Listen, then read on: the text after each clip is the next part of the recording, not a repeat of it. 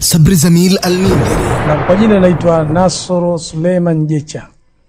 Na kunia yangu ni Abu Nasra. Lakabu yangu ni Albani.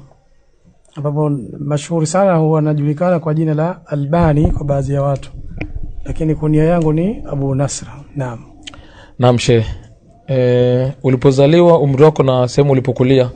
Naam, nimezaliwa tarehe 22 mwezi wa 5 1982 sawa na tarehe 27 mwezi wa 8 1400, yani mwaka wa Hijiria, au ni tarehe 27 Rajab mwaka huo 1400. Takriban tukihesabu miaka ya Hijiria ni miaka 45 sasa.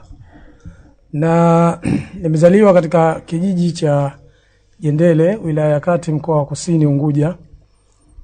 Nilizaliwa huko tu, lakini kukulia kwangu nimekulia katika eneo ya mjini. Naam. Alhamdulillah. Naam, Abu Nasra, safari yako ya kielimu, na hapa mara nyingi tunakuwa ni elimu yetu ni ya kisheria. Kipindi chetu kinajihusisha zaidi na elimu ya kisheria, lakini kama kuna secular ulipita sio vibaya pia ukagusia kidogo. Na kwa upande wa elimu, tukianza labda na hiyo ya secular kidogo, nilianza elimu ya secular mwaka 1990 katika skuli ya Kajificheni ambayo ipo katika mji Mkongwe. Nikasoma pale mpaka mwaka 1996. Mwaka 1997 nikajiunga na skuli ya Haile Salasi, ipo huko katika ngazi ya mpaka form 4. Alafu baada ya kumaliza hapo nikajiunga na skuli ya Hamamni katika ngazi ya Advance 56. Baada ya hapo nikajiunga na chuo kikuu cha Zanzibar Suza mwaka 2007 mpaka mwaka 2010. Baada ya kumaliza hapo nikajiunga na chuo kikuu cha Khartoum nchini Sudani kwa ajili ya magisteri au master. Hii ndio elimu ya secular au elimu yetu ya kidunia. Niliishia hapo. Naam. Asante sana kwa hiyo elimu hii ya kupata mshahara tunasema. Sasa tuje kwenye elimu yetu ya kisheria, hatua ulizopitia pia. Labda tukianza katika elimu ya kisheria, mwanzo kabisa katika kupata elimu yangu mimi, kama ilivyo ada ya watu wengi hapa Zanzibar nadhani, ni kwamba wanaanza na madrasa. Na mimi nikaanza hivyo madrasa, na nikapelekwa madrasa mwaka 1989. Nikapelekwa chuoni ambapo ni mtaa wa Mikunguni hapo. Karibu na hapo Masjid Faruki. Mitaa ya hapo Mikunguni, kwa sababu mimi ndipo nilipokuwa nikiishi maisha yangu yote. Nimehama kule nikahamia huku, siku ambayo leo naoa ndio siku ambayo nimehamia huku. Kwa hiyo nimeishi pale, nikapata kusoma katika chuo ambacho hata majina hakina, vio vitu vya mitaani tu. Na mwalimu wetu alikuwa wa kike tu. Kwa hiyo tunasoma Qur'ani pale. Nikasoma pale elimu hiyo ya Qur'ani mpaka nimemaliza kwa ufupi. Nimemaliza Qur'ani na kuhifadhi pale nikahifadhia. Ama kuingia katika zaidi katika masala ya dini, kwa sababu pale vio vyote kama vinavyojulikana, hakuna masala haya ya elimu za kisheria kama kusomesha vitu gani, ni elimu zetu za kawaida tu. Wanafunzi ajue kusoma Qur'ani. Kikubwa zaidi labda maulidi na vitu gani ni kama hivyo tu. Ama elimu hasa, basi mimi jambo la mwanzo kabisa, kwa kuwa nilikuwa nasoma elimu ya secular, nilikuwa nasoma mjini. Sasa ilikawa kuna marafiki zangu wengi wanakaa mitaa ya kule mjini, wakanichukua kuna baadhi ya siku nikaelekea katika mtaa wa Kikwajuni kwa Sheikh Nasoro Bacho, Allah amrehemu. Amen.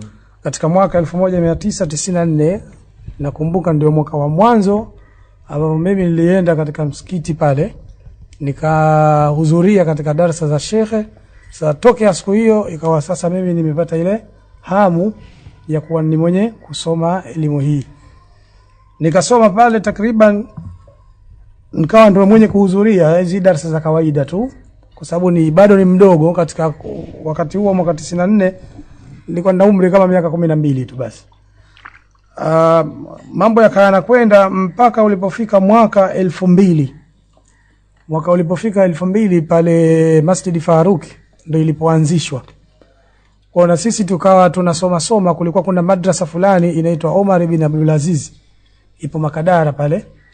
Walikuwepo baadhi ya wasimamizi kama kina Sheyame na wengineo ambao walikuwa wanasimamia. Sasa sisi tulikuwa tunasoma pale, tukaambiwa kutakuwa kunaanzishwa madrasa hiyo. Walikuwa pia kina Abu Meri walikuwepo maeneo hayo. Ilipoanzishwa Masjid Faruki, hapo Masjid Faruki ndo akaja shekhe wetu, Allah amuhifadhi, Sheikh Chichi.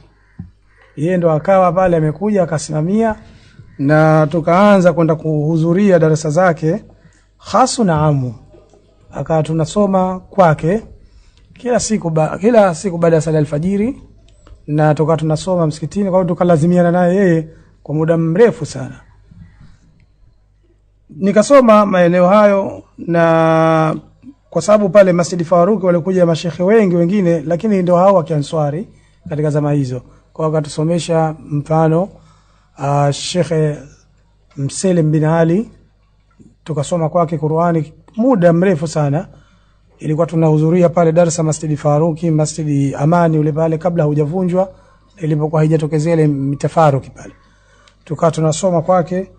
Pia kuna shekhe anaitwa Khalfan Nasr, ambaye huyu alikuwa akiuza duka pale Mikunguni. Tulikuwa tukihudhuria katika elimu hii ya kisheria. Nikana nasoma kwake mwalimu huyu. Pia mwalimu mwingine ambaye alikuwa akitusomesha alikuwa Allah amrehemu ni Sheikh Hamis Yusuf, ameshafariki karibuni tu hivi juzi. Naye huyu ndo alikuwa akija pale akitusomesha. Kwa hivyo hivi ndivyo ambavyo mimi nilipopita katika elimu za kisheria kwa upande huu wa Zanzibar. Nilienda katika hali kama hiyo. Naam. Alhamdulillah, tunashukuru sana kwa historia hiyo fupi. Baada hapa Zanzibar hamna sehemu ulipita kidogo tena kuongezea?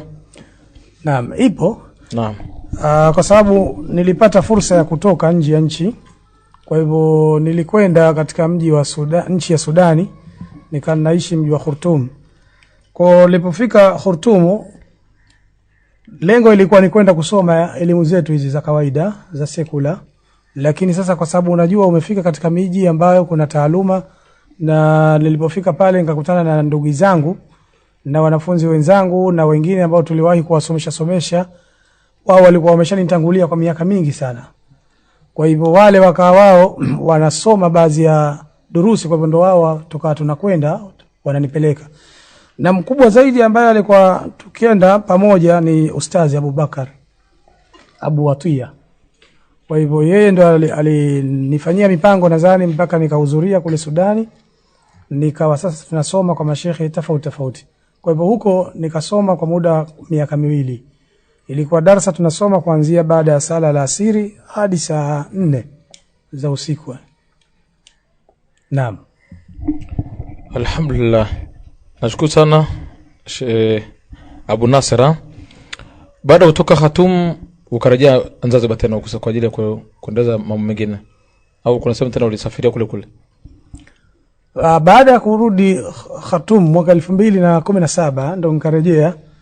Hapana sehemu nyingine ambayo labda nilikwenda kusoma, labda kama kusoma ni kupata hizi semina za kawaida. Nilipata kwenda Jamiati Islamia Madina kwenda kufanyiwa kama semina tu, lakini kuhusiana na masala yale ambayo mimi nilisoma, masala ya lugha, sio masala ya dini. Okay. Na alhamdulillah. Zipi changamoto ulizokutana nazo wakati wa kusoma kwako? Changamoto ni nyingi. Na unajua kwa sababu katika kipindi ambacho tulichokuwa tukisoma,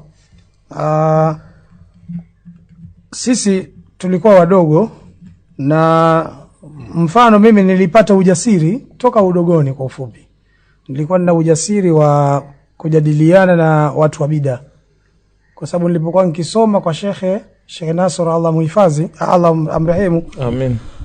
Ni kwamba kile ambacho tulichokuwa tukikisoma, unajua unapokuwa mdogo na kijana kuna kama kitu hamasa.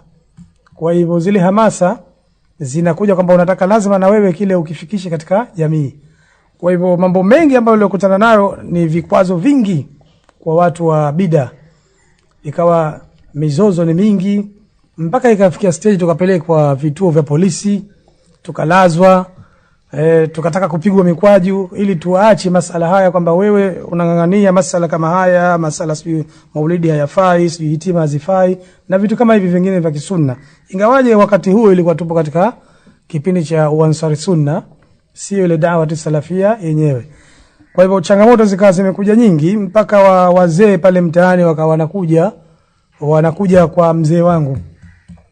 Wanamwambia kwamba huyu kijana kidogo ana matatizo, anawaharibu watoto wetu kwa ufupi. Kwa sababu pale mtaani mimi ikawa ndo nimeanzisha darasa ya vijana wadogo tunasoma hivi vitabu vya kawaida tu kwa wakati huo. Kwa sababu wakati huo Zanzibar ili uonekane umesoma, basi vitabu vyetu vikubwa ilikuwa ndio hivyo. Riyadhis Salihin, Bulughul Marami, Ahkam Janaiz, vitabu kama hivyo. Kwa hivyo changamoto ikawa inakuja kwamba hiyo msuguano kwa hawishi kila siku. Huyu amesema hili, huyu amesema hili. Kilipofika kipindi cha miaka ya 2000, kipindi hichi ndo pakawa pimekuja ili vuguvugu la jumuiya ya Muamsho. Kwa hivyo na ikawa miongoni mwa watu ambao wanawapinga Muamsho, mmoja ilikuwa ni mimi. Kwamba ilikuwa nikisimama katika membari, basi kulikuwa kuna bwana mmoja Allah amuongoze anaitwa Suleiman. Huyo akinikishuka basi lazima apande aweze kujibu yale ambayo mimi nimeeleza. Na haya pia shekhe mwalimu wetu Allah muhifadhi, Sheikh Chichi, alikuwa anachukia sana kwamba yeye anasomesha hivi lakini wanakuja wengine wanalipinga hili. Kwa hiyo changamoto ikawa sasa uadui ukawa mkubwa, mpaka sasa uadui ukawa badala kwamba ulikuwa wasiri mpaka ukawa dhahiri, mpaka ikafikia stage ya kutishana. Lakini sasa Allah alinipa taufiki, hofu ilikuwa sina kwa ufupi. Si kwa watu wa bid'a wala si kwa watu wa harakati. Ilikuwa tunarushiana maneno hivi. Nakumbuka mimi nishawahi kukamatana mashati na kiongozi wa Muamsho Faridi kwa kesi hizi tu pale Masjid Faruki. Lakini vitisho vilikuwa vingi. Kwa hivyo vitisho, tutakufanya hivi, utakuwa hivi. Kwa hivyo hivi ndio vitisho ambavyo vikwazo tulivyokubana navyo ni vingi sana. Naam. Okay, pole sana bwana kwa mapambano hayo. Na hala pia azidi kukupa ujasiri. Mashairi zako baadhi kama unakumbuka tutajie. Naam, mashairi zangu kama nilivyoeleza kwa ufupi, wa mwanzo ni Sheikh Nasr Abdullah Bachu, ndio ambaye nililazimiana naye kwa muda mrefu sana. Nilikuwa nahudhuria katika darasa zake kwa juu ni Raha Leo na Kibweni kule. Ilikuwa ni muda mwingi na kwenda katika sehemu hizo. Yaani ilikuwa darasa zake siwezi kumisi.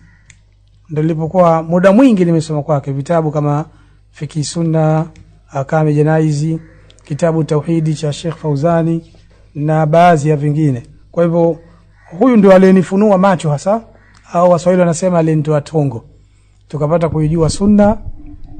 Huyo wa kwanza. Wa pili Sheikh wetu Sheikh Chichi, ambaye yeye ndo alikuwa akitusomesha pale nyumbani kwake chuoni pale.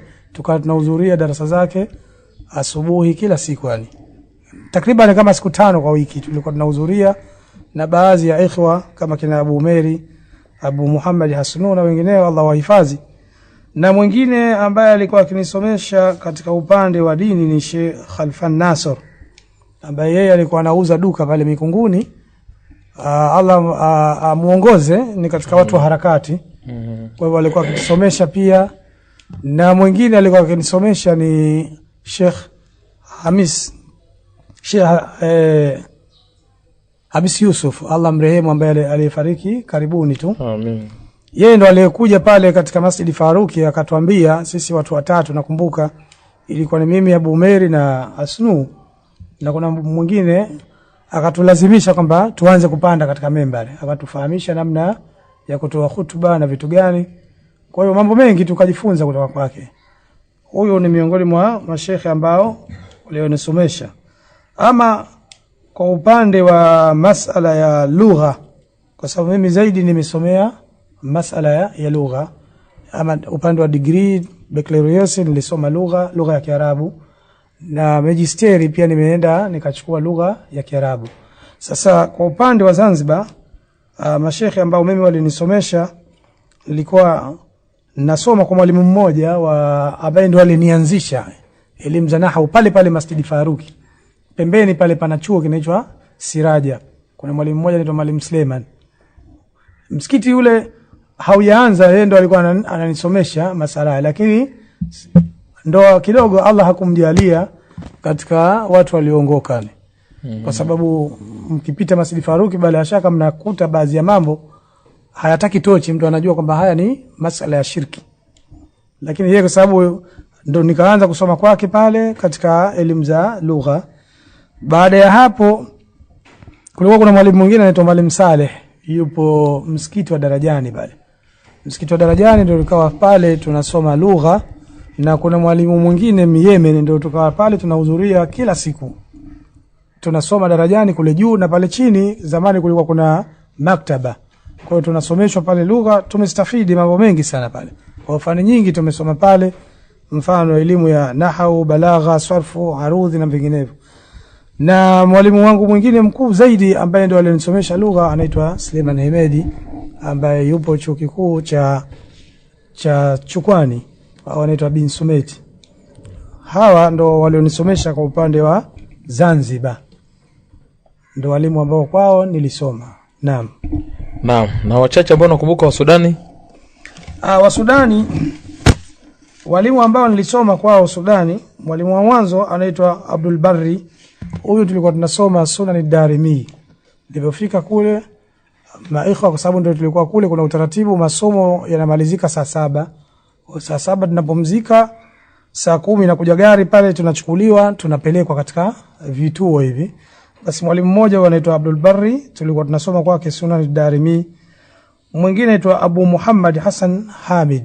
Huyu ndo ambaye kwa pale katika mji wa Khartoum ndo alikuwa anajulikana zaidi kwamba alikuwa anasimamia dawati salafia. Kwa nikihudhuria darasa mimi pamoja na Abu Watuya, Sheikh Abu Bakari, tulikuwa tukenda pamoja kwake. Kwa huyu ndo tulilazimiana muda mwingi sana, kwa sababu tulisoma vitabu vingi vya masala ya dini, lugha na vinginevyo yani. Kwa huyu kwake ndo tukastafidi vingi kabisa. Mwingine anaitwa Mahdi Maamuni Abshir. Huyu alikuwa ni profesa mmoja katika chuo kikuu cha Khartoum, ambaye yeye huyu ndo alikuwa ananisomesha elimu ya lugha, na zaidi alitusomesha elimu ya arudhi, mpaka ikafikia stage na mimi nikaweza angalau kutunga kijitabu kinachozungumzia masala haya. Huyu anaitwa Mahdi Maamuni Abshir. Mwingine ambaye alinisomesha kule anaitwa Bashiri Ahmadi Shambali Abdul Haki, na pia huyu tulikuwa tunahudhuria darasa za lugha. Na wengineo ambao walikuwa wanasomesha darasa za amu pale msikitini tunahudhuria katika hali ya kawaida. Nadhani hawa ndio ambao mimi nawakumbuka kwa haraka haraka. Naam. Alhamdulillah, shukran sana Abu Nasra, Sheikh Nasr Jecha. Wanafunzi wenzako pia ambao ulisoma nao, tuambatanisha hapo kwa kutoka kwenye walimu tuje kwenye wanafunzi ambao umesoma nao pia. Kwa upande wa Zanzibar, labda wanafunzi ambao nililazimiana naye muda mrefu kwa Sheikh Nasr Bachu, kwa sababu alikuwa anaitwa Nasr kama mimi, Nasr Khamis. Ndio huyo alikuwa tukisoma muda mwingi pale darasa za magharibi mpaka Isha, ambapo alikuwa na kawaida shekhe kabla ya kuanza darasa basi lazima atokezee mwanafunzi asome Qur'ani pale. Ilikuwa wasomaji wa Qur'ani wakubwa ni mimi na huyo, na alikuwepo na mwingine kidogo nimemsahau jina lake. Hata pale Masjid Faruki shekhe wetu Allah muhifadhi, Sheikh Chichi, alipokuwa akisomesha, basi nadhani mwanafunzi mkuu ambaye alikuwa akisoma sana Qur'ani kabla ya darasa ilikuwa ni mimi au Sheikh Mselemu, na wengine ndio kina Abu Meri, Abu Muhammad Hasnu, ambao tukisoma pamoja kwa Sheikh Chichi. Ama kwa upande wa Sudani nawakumbuka ni mwalimu wangu hapo, kwa hiyo tunahudhuria pamoja darasa ni Abu Watuya, Sheikh Abu Bakar. Mwingine ni Suleiman ambaye amerudi juzi tu baada ya matatizo ya masala ya vita ya kutokezea, wale katika miongoni mwa waliorudi, na yeye ndo amerudi. Alikuwa amelazimiana naye kule takriban miaka kama 14 alikuwepo. Nadhani hawa ndo nawakumbuka kwa haraka. Naam. Alhamdulillah, shukran sana. Naam, Abu Nasra, kuna kaswali hapa ambako sio rasmi, lakini inabidi nikaulize tu sababu nimekasikia sana. Wakati naandaa karatasi zangu za kuja kwenye kipindi kwa ndugu zangu wa Zanzibar, nikiwa naenda kumhoji Sheikh Abu Nasra Jecha, sema unaenda kwa Albani. Sasa ile Albani nilivyosikia nikasema hii ni Albani ya katika majina ya kwake ya kinasabu au ni Albani ile ya Sheikh Albani ambaye ni shehe wetu. Sasa nilipotoka pia kwa Sheikh Chichi. Wakati anamwaga Sheikh Chichi akamwambia Sheikh Abu Asma unaenda wapi sasa hivi? Nikamwambia kitoka hapa naenda kwa Sheikh Abu Nasr Jeshi. Sasa unapita kwa Albani. Hii Albani nigusie kidogo imekuja hii Albani imekuja kujaje? Naam. Jina la Albani kama nilivyokuelezea mwanzo nilikuwa ni katika mwanafunzi ambaye nilikuwa nina ujasiri fulani, Allah alinijalia kutokuwa na hofu. Sasa jina la Albani limekuja kwa sababu kwanza nilikuwa nampenda sana Sheikh Albani. Naam. Nilipokuwa tukisoma kwa Sheikh Nasr Bacho Allah mrehemu. Amin. Tulipokuwa tukisoma kitabu cha Fiqh Sunna, sasa kilipoa Sheikh Albani alipotoa kile kitabu chake Tamami Minna. Nakumbuka mwaka 1998 tukaambiwa pale tukanunue kile kitabu. Sasa mimi ikawa vitu vingi naweza kuzungumza mbele za watu bila kuogopa, bila kuwa na hofu yoyote. Kwa mfano kuelezea maulidi hayafai, hitima hazifai. Kwa hivi kwangu lilikuwa halikuwa jambo gumu. Nakumbuka kwamba katika kuonesha ujasiri huo mimi nilialikwa siku moja katika maulidi hasa na nikapewa nafasi, niliwaambia nipeni nafasi na wakanialika, na nilipofika wakati wa kuzungumza sikubabaisha maneno, nikawaambia tu kwamba maulidi hayafai. Hiyo ndo mada yangu ilizungumza hapo na mambo yakaharibika hapo hapo. Kwa hivyo kutokana na ujasiri huu kwamba ilikuwa naweza kuzungumza muamsho, walikuwa wanafanya vurugu, mimi nilikuwa naweza kuambia chochote tu. Hata unitishe vipi mimi sitishiki. Kwa sababu nilipelekwa, walikuja wazee fulani pale mtaani wakawa wanasema kwamba huyu bwana watoto wetu anawaharibu. Walikuja kwa mzee wangu na anasema huyu maulidi hayafai, si hivi na hivi, ni vitu kama hivyo, vile vitu vya bid'a. Sasa mzee akaniita mimi, akawaambia wale wazee, mimi huyu nishajadiliana naye simuwezi. Akanambia, kwa hivyo kama nyinyi mnaweza kujadiliana naye ni huyu hapa, kwa sababu mimi kashanishinda. Kwa hiyo wale mimi nikanaambia tuende dalili zenu.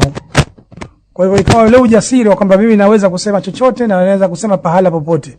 Nadhani hili ndio jina wale watu wengi wakawa wananiita Albani, kwa sababu kubwa nilikuwa napinga masala ya bid'a. Sio wakati huo tu, lakini bado naendelea mpaka leo. Na hata ukiangalia Masjid Faruki toka wakati huo mwaka 2001 mpaka leo 2023 mimi naendelea kusomesha vitabu vya bid'a tu vinavyohusiana na masala ya bid'a. Tumesoma vitabu vingi, mfano tulianza kitabu cha kwanza Dhammul Bid'a, tukasoma vitabu mfano Sharh Sunna al-Imam Barbahari na vingine vingi, Kamusi al-Bid'a, Mawsu'at al-Bid'a. Kwa hiyo ni vitabu hivi ambavyo ilikuwa tunasoma, kwa hivyo lazima yale mambo yaweke wazi. Kwa ilikuwa hakuna kupindisha maneno kwa ufupi. Kwa wale ndio maana wakanaambia yule bwana anaitwa Albani, kwa sababu Albani mwenyewe asili tukimsoma katika vitabu vyake yuko katika hali kama hiyo. Ndio sababu ya kuitwa jina hilo. Na ndio maana nikasema hiyo ndio imekuwa lakabu yangu, kwamba watu wengi wananiita kwa jina hilo. Naam. Alhamdulillah, ni heri sana mtu kuitwa majina kama hayo, ni heri kubwa sana. Sheikh hapepesi. Mpenzi msikilizaji wa kipindi cha Kurunzi, kama Sheikh kwenye mambo yake akifikisha hapepesi wala hapendishi maneno. Sasa kabidi lakabu hiyo aitwe. Na mpenzi msikilizaji wa kipindi cha Kurunzi, Anwar Mvungi, wajua masheikh wa Salafi, tupate mapumziko mafupi kisha tutarejea. Unasikiliza Kurunzi ya Anwar Mvungi, wajue masheikh wa Kisalafi kupitia vinywa vyao. Tafadhali usisahau kusubscribe kwenye YouTube channel yetu. Alhamdulillah hamdan kathiran tayyiban mubarakan fihi wa salatu wassalamu ala rasulillah sallallahu alayhi wasallam. Na wapenzi wasikilizaji wa kipindi cha Kurunzi ya Anwar Mvungi, wajua mashekhe wa Kisalafi kupitia vinywa vyao, tunaingia katika kipindi chetu cha pili cha kumalizia. Na leo kwa wale ambao wamechelewa bila kujiuliza kama nani, tuko na Sheikh Abu Nasr Jecha almaarufu kwa jina la Albani. Na hii Albani ameshaizungumzia kwa nini ilikuja, ananyosha maelezo hapepesi. Namshe, lini ulianza harakati za dawa rasmi kabisa kama unakumbuka? Naam. Ama harakati za dawa ni pale ambapo mimi nilipoanza kusoma kwa ufupi. Mwishoni ya miaka ya 90. Humo ndo ambapo nilikuwa kama nilivyoeleza kwamba tumehudhuria kwa shehe mwanzoni ya miaka 90, lakini ikawa kama anakwenda na kurudi, lakini mwishoni humo hapo ndo hasa ndo nikaanza harakati za dawa, mpaka ambapo ulipokuja msikiti wetu Masjid Faruki ulipojengwa, hapo ndo hapo tukajikita zaidi, tukaanza harakati rasmi. Lakini kama tulivyoeleza mwanzo, harakati zetu zilikuwa za kianswari, mambo ya hamasa na mengineyo, kwa sababu zamani ili uonekane mtu wa sunna ufunge mwanzo na upinge maulidi, ndio wewe unaojulikana kwamba wewe kweli mtu wa sunna. Naam. Shukran sana. Ni markazi ngapi Abu Nasr ambazo unafundisha mpaka leo? Yaani msikiti ipi ambao unaenda kufanya durus, kufundisha, kama ni halaka, kama za darasani, mpaka sasa hivi msikiti mingapi? Kwa haraka msikiti ambao mimi nafundisha kwanza msikiti mkuu wetu Masjid al-Faruki, ambapo hapo na kuwepo darasa za halakati Jumamosi na Jumapili. Baada ya asiri tunakuwepo mimi kama na Abu Umairi na Abu Lukumani na Hasnu, Allah wahifadhi. Amen. Pia na kuwa hapo pia na darasa, kuna baadhi ya siku ya Jumatano ndio hiyo vitabu masala ya bid'a. Msikiti mwingine ambao nakuwepo mimi ni hapa Masjid Ikhlas. Msikiti mwingine ambao nasomesha Masjid Albani upo hapo wanaita Basra. Msikiti mwingine nasomesha ni msikiti wa Masjid Aisha upo Mwera wilayani hapo. Msikiti mwingine ambao mimi wanasomesha ni msikiti Abdullah bin Omar bin Abdul Aziz, unaitwa Abdullah bin Abdul Aziz kama hivyo, upo Fuoni Jitimai. Na msikiti mwingine wanasomesha ni Masjid Mamia Shura upo Makadara, ambapo hapo wanasomesha darasa za Jumamosi na Jumapili kama leo, wakati wa siku ya Jumamosi na Jumapili wakati wa asubuhi saa 5, saa 4, 5 mpaka 6 humo, hasa kina mama na wale wanafunzi, yani wale wanafunzi, walimu wa wanafunzi wanaosomesha ndio zaidi tunawasomesha hao. Naam, hiyo ndio misikiti ambayo mimi nasomesha. Alhamdulillah, Allah kubariki Sheikh. Kwa jitihada za kufundisha misikiti mingi, tuona misikiti ni mingi sana ambao unapeleka darasa. Naam, Abu Nasra, nini tufanye ili kuwalingania Waislamu wenzetu ambao sio masalafi na pia hawasali kwenye misikiti ya kisalafi ili wapate elimu hii ya da'watu salafia? Kubwa ni